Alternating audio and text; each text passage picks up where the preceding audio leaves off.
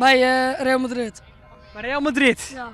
Jij wordt de nieuwe Iker Casillas? Ja.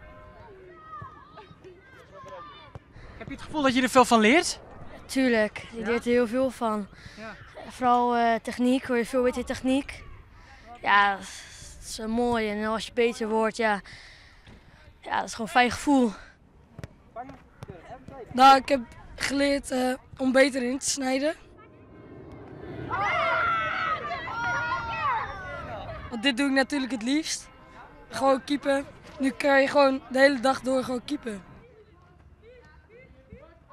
Ik denk eigenlijk dat ik het net zo vies zoals koppen bij voetbal. Misschien nog het eerste of tweede van Hudde Griep. Uiteindelijk wil ik iets met cijfers doen, want ik ben goed in rekenen. Echt leuk. Dat is mooi uitrekenen hoeveel doelpunten naast maken bij het eerste van de griep. Ja, ook. Was je al 3 dagen, ik zelf zorg met de trainers, ik die letten goed op dat er jongens of famkes bij winnen die extra opvallen.